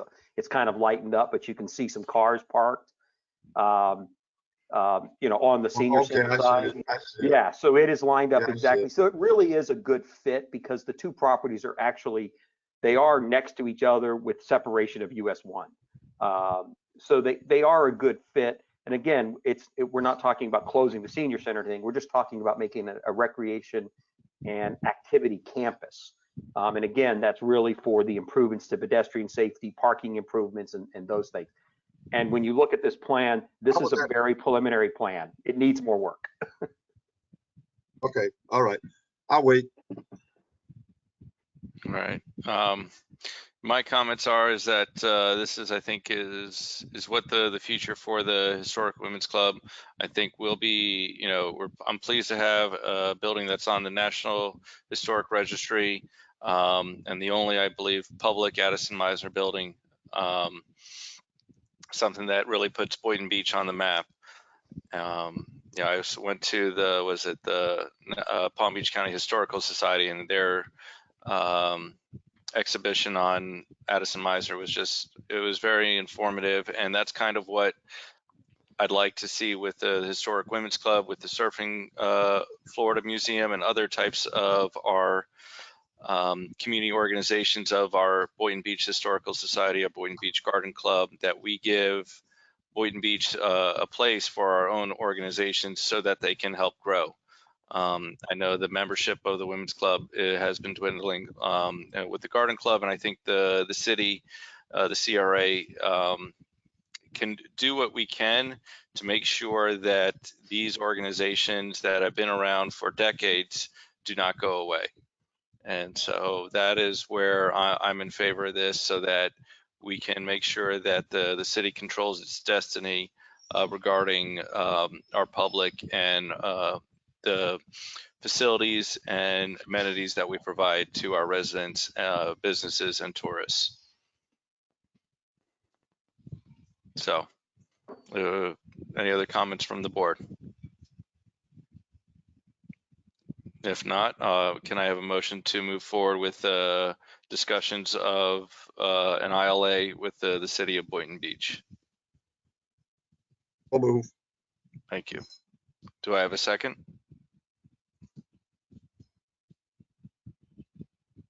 Going once?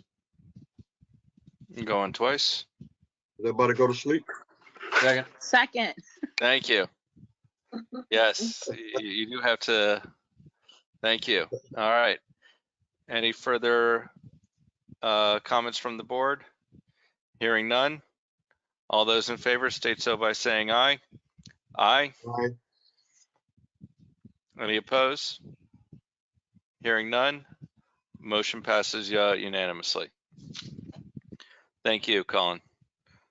All right, moving forward, item 14D, consideration of interlocal agreement with the City of Boynton Beach for the East Boynton Beach Boulevard Extension Streetscape and Parking Improvement Project. Yes, Board, this is an ILA being brought back to you after your approval at the March 10th, 2020 meeting, where you approved $500,000 in funding to match the city's funding to do improvements to the Boynton Beach Boulevard extension, which is the area east of Federal Highway to the promenade near Pete's, kind of surrounding and abutting Pete's Pond. And the improvements would include both landscaping, lighting, pedestrian safety, call boxes, and increased parking. So that what you have before you now is just the ILA with the city that we will provide match funding. Okay. Any discussion from the board? The only thing that I'd like to put in there is the renaming of Pete's Pond. That the city does a name campaign and that we get a new name for Pete's Pond. Very good. I'll mention that to city staff and ask them to bring that item forward through their system of parks naming. So I don't know. Yeah. Mayor, Yeah. I fully support that, just so long as we solicit names for our approval, not like a contest on mine where people submit names and it could go awry. No, I feel that staff should bring us options and we choose 3 of the options that we like and let the residents vote on those 3 options. That sounds wise. I apologize, everybody. I was momentarily cut off. Is this about renaming the center, or what's going on? No, we're moving on to item 14D. We move forward with approval of item 14C. Fantastic. With the city and the CRA working together. The only condition that I'd like the CRA staff and for later for the city commission approval is with the, whether it needs to be in the interlocal agreement or not, to have a renaming of Pete's Pond. Got it. All right. Well, thank you, Chair. All right. So do I have a motion? So moved. All right. I have 2 motions to move by. Second. And thank you.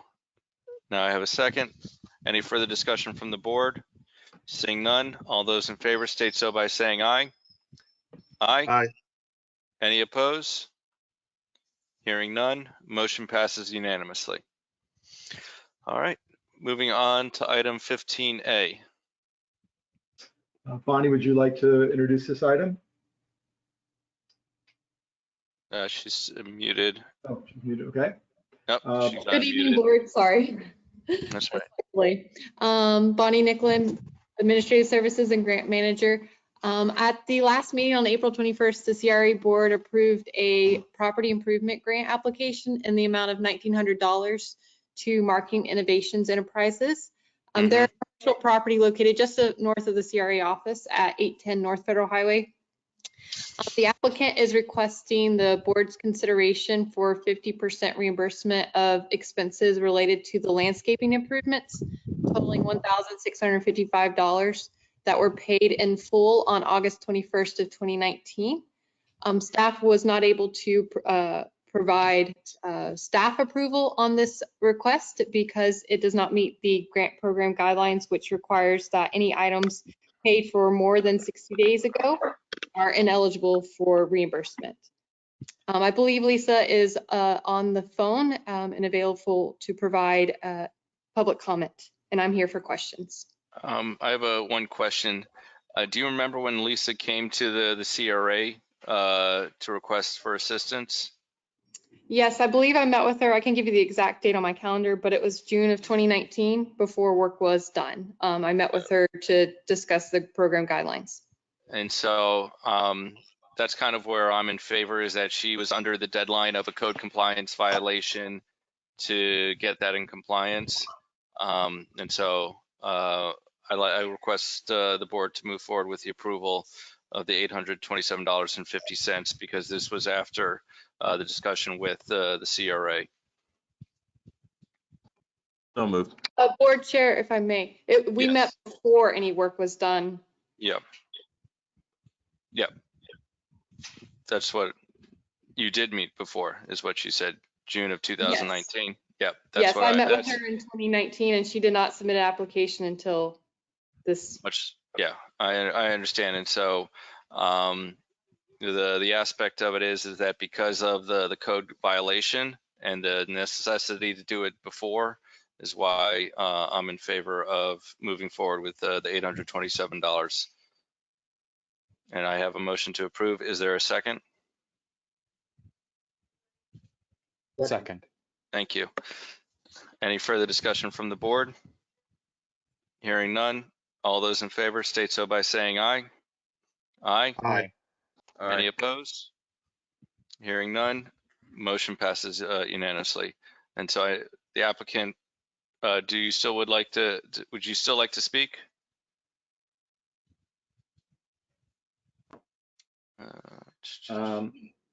Board Chair Grant, her audio is turned off. I'm not sure exactly how she is connected, but it does not seem like she has the ability to participate in an audio mode right now. All right, we will move on then. 15B, discussion and consideration of a contract with the BG Group LLC for the demolition of a building located at 115 North Federal Highway. Yes, this item is before you, board, for your approval to enter into a contract with BG Group for the future demolition of the 115 North Federal Highway building. Once the city is done using the building for its temporary library site and any other storage that they might need prior to moving into the new City Hall library building. As you know, we do have a grant in the amount of $73,835 to apply to the contract award of $84,500. So we have just a huge savings here to the CRA because of that grant. And thanks again to Twee, the Assistant Director, for applying for that on behalf of the agency. So we just are looking now for approval of that contract as it's outside the CRA Executive Director's ability to approve. All right, and with my conversation with our executive director is that we are able to save some of the stained glass that is in the building. You know, I wish that we could use the temporary library for other purposes, but based upon the condition of the building, it is not safe to repurpose it again. And so with that, I'll request a motion to approve. So moved. All right, I got two motions too. Yep. Thank you. All those in, any further discussion from the board? I do have one question. Yeah. Will you be putting grass or something in its place? We that currently location once the building is demolished? Our options for the contractor were sod or a stabilized asphalt to increase the ability to park there. So if the board would like to direct either of those options, I was going to try to create more parking in the short term. But if you would prefer to have it grass, we won't have any irrigation there, but we can. If there's no irrigation, we should not have grass. Yeah, just should not have grass. Exactly. Thank you. Very good.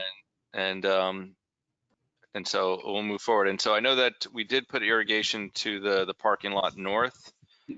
Is that correct? Yes, sir. The one that we designed and rehabilitated for the city. Yes, we did.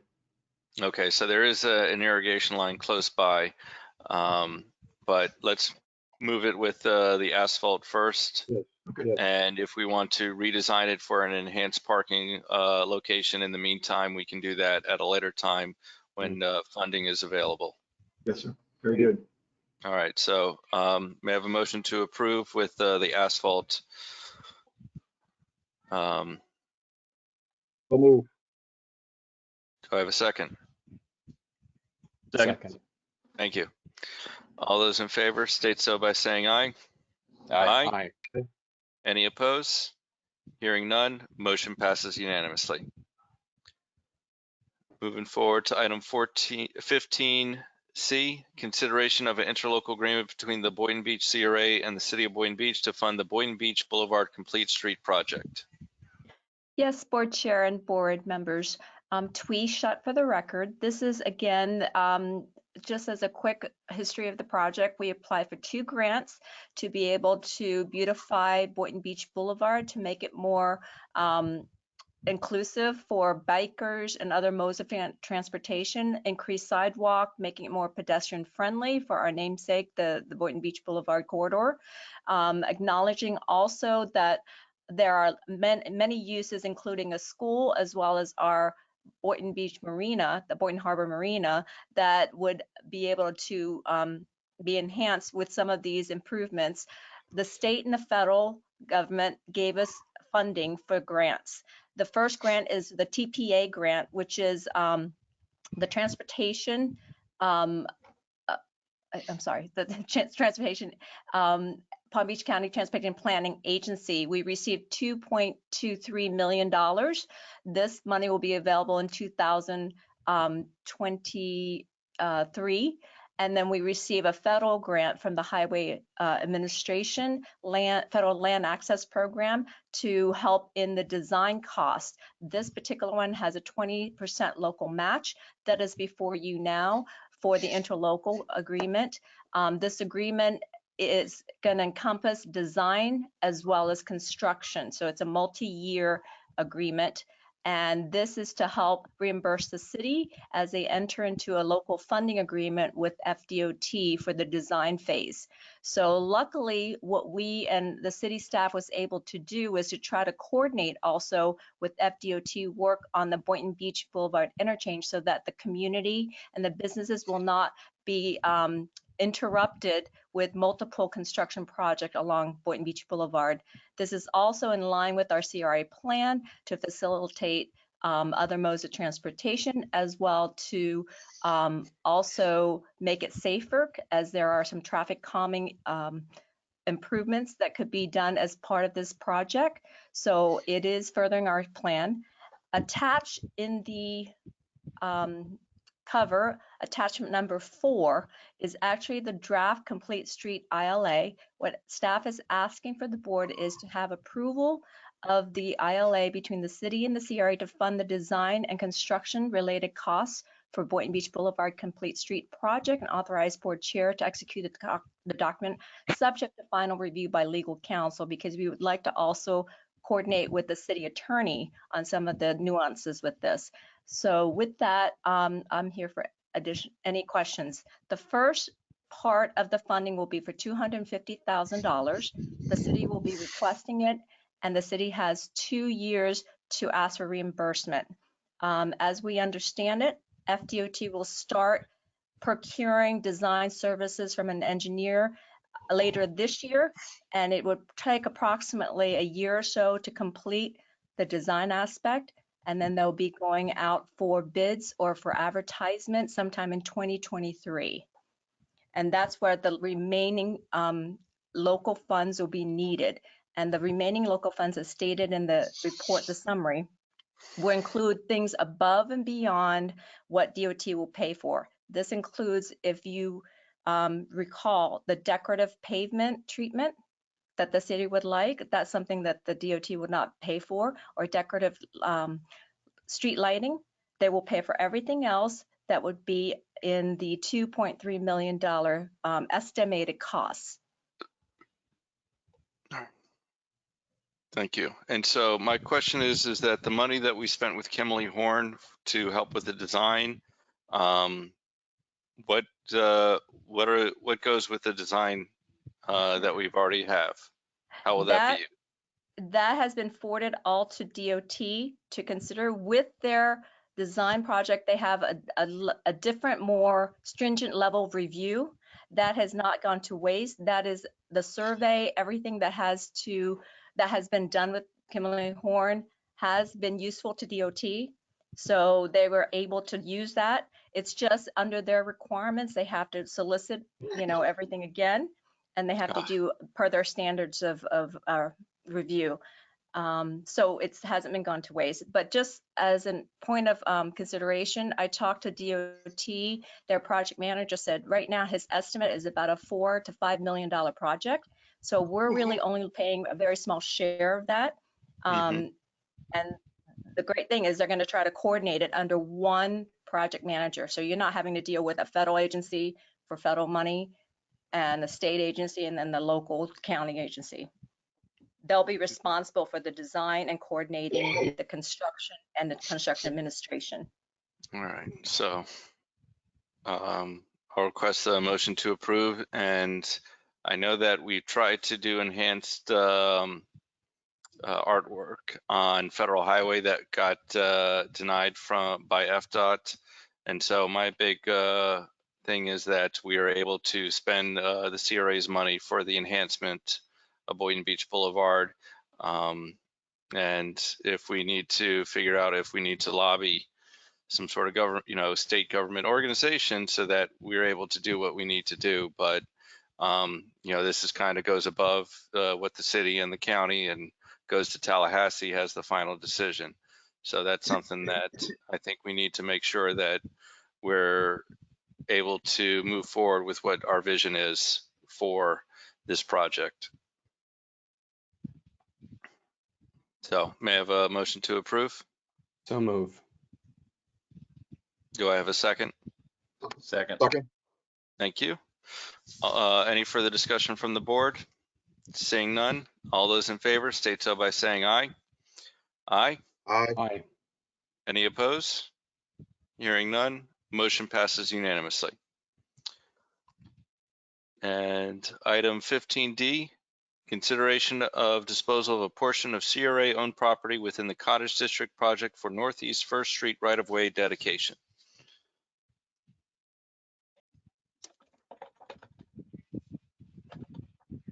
Mike, you're muted. I'm sorry. That's all right. Now we can hear you. Luckily, I wasn't talking very long. This item is being brought forward to you in order to dedicate 10 feet of property within the Cottage District of the CRA-owned property known as the Cottage District site that runs parallel to Northeast First Street. It is our intent to dedicate that 10 feet to an existing 40-foot right-of-way in order to create a standard 50-foot right-of-way where we can have on-street parking and sidewalks to make that road, I think, more certainly what the plan calls for. I think what the standard of Boynton is today. This is an old road, an old platted area, and there are transitions of width all the way from Boynton Beach Boulevard to MLK Boulevard. And this is one block where we can take a chunk out of that irregularity, and then the only remaining portion would be from 4th to Boynton Beach Boulevard. So just a simple dedication of that 10-foot to the city. All right. May I have a motion to approve? So moved. Motion to approve. All right. Second. So thank you. Any further discussion from the board? Seeing none, all those in favor state so by saying aye. Aye. Any opposed? Hearing none, motion passes unanimously. Thank you. All right, so we removed item 15E. Anything for so I guess the only thing for the CRA advisory board is that I believe in June, we have staff come up with, I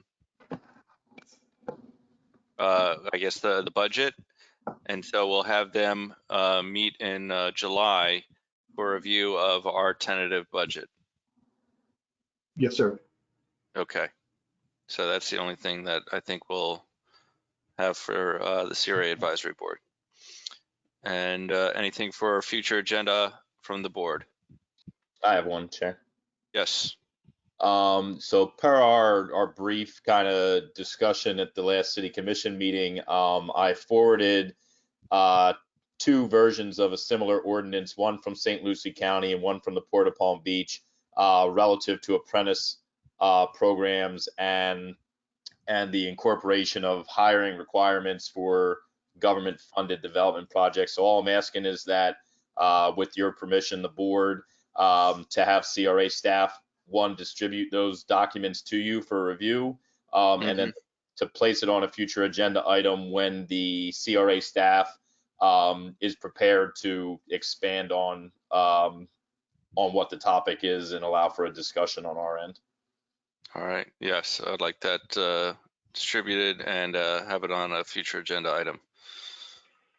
And Very so, good.